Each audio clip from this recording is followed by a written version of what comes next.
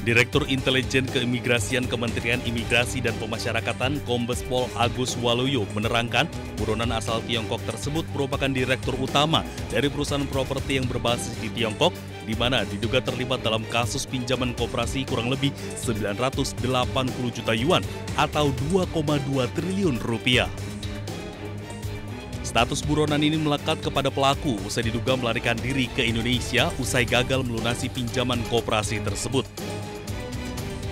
WZ ditangkap di kawasan Nagoya, Batam pada hari Kamis tanggal 13 November 2025. Tim penindakan dari Keimigrasian dan Intelijen di kantor imigrasi Batam melakukan pemantauan, kemudian secara intensif sejak menerima informasi kurang lebih pukul 11.30 WIB. Selanjutnya tanpa perlawanan WS bisa diamankan oleh tim dari imigrasi.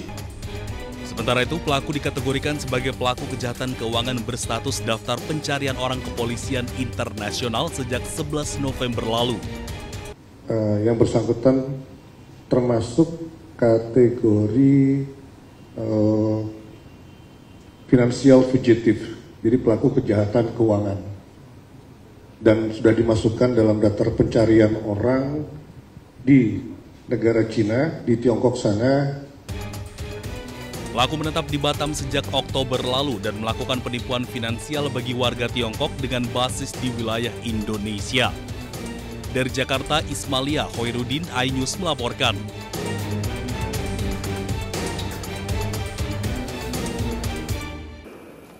Selamat siang, salam sejahtera untuk kita semua. Izin kepada Ketua Majelis Kehormatan Mahkamah Konstitusi. Mahkamah Konstitusi khususnya Yang Mulia Hakim Konstitusi berkembangnya isu terkait dengan ijazah nilai yang dimana transkrip nilainya ini menunjukkan ini kayak rapot lah, professional master degree. Nah, jadi dan kemudian saya legalisasi. Ini juga nanti silahkan dilihat legalisasi asli dari KBRI di Warsawa. Ya, ini ada beberapa, nanti juga bisa dilihat. Asli nih. Nah, kalau yang mau lihat nanti silakan aja lah. Inilah, ini diberikan. Nah, kalau ini mau lama nggak apa-apa. Teman-teman di KBRI sana lah. Itu karena beliau kan tidak sendirian sebagai dubes, kan didampingi oleh staf pada saat itu. Violeta yang pakai ini adalah Ibu Anita Lydia Luhulima, dubes kita di sana. Dan beliau ikut bukan karena saudara. Pagi. Terima kasih Pak Arsul. Terima kasih Mas Faiz. Di sanalah diberikan ijazah asli itu, ijazah asli. Ya, ini kemudian ini foto dengan Ibu Anita Lydia Luhulima, dubes RI di Polandia pada saat itu. Ya, itu ada. Nah, nanti juga bisa dilihat. Nah, tentu kemudian setelah selesai wisuda, karena saya dalam 2-3 hari itu mau balik ke Indonesia, maka ijazah itu saya copy, malah dibantu copy oleh KBRI, dan kemudian saya legalisasi. Tadi legalisasi itulah yang saya pergunakan juga untuk melengkapi berkas administrasi ketika teman-teman di Komisi 3 sebagian itu mendorong saya untuk juga ikut proses seleksi hakim konstitusi itu, ya.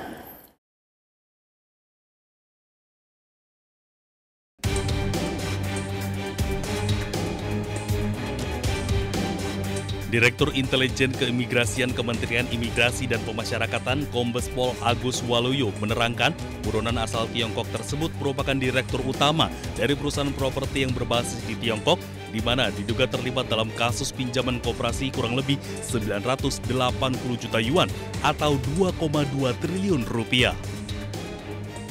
Status buronan ini melekat kepada pelaku usai diduga melarikan diri ke Indonesia usai gagal melunasi pinjaman koperasi tersebut.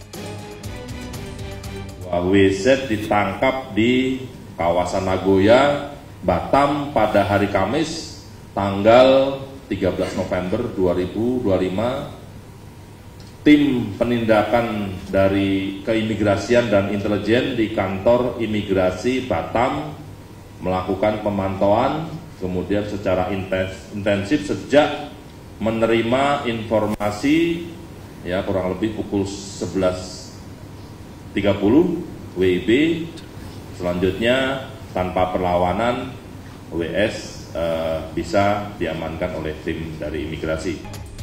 Sementara itu, pelaku dikategorikan sebagai pelaku kejahatan keuangan berstatus daftar pencarian orang kepolisian internasional sejak 11 November lalu. Yang bersangkutan termasuk kategori financial fugitive, jadi pelaku kejahatan keuangan, dan sudah dimasukkan dalam daftar pencarian orang di negara Cina, di Tiongkok sana. Pelaku menetap di Batam sejak Oktober lalu dan melakukan penipuan finansial bagi warga Tiongkok dengan basis di wilayah Indonesia. Dari Jakarta, Ismalia Hoirudin, iNews melaporkan.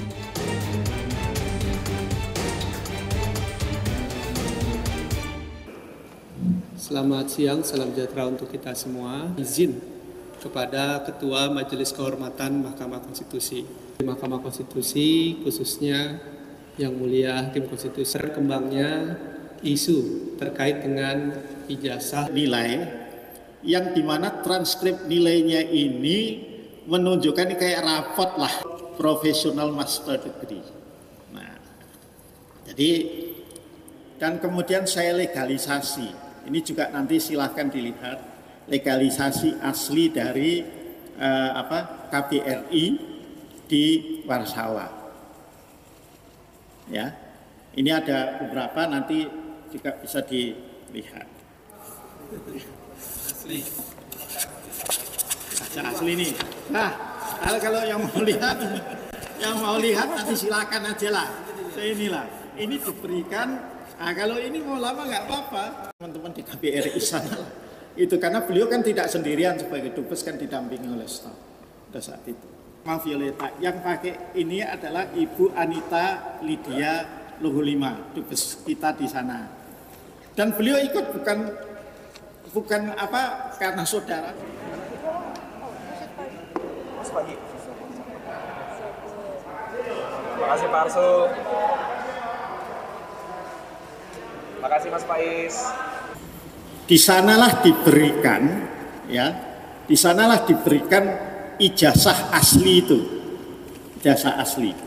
Ya, ini kemudian ini foto dengan Ibu Anita Lydia Luhulima, dubes RI di Polandia pada saat itu. Ya, itu ada. Nah, nanti juga bisa dilihat.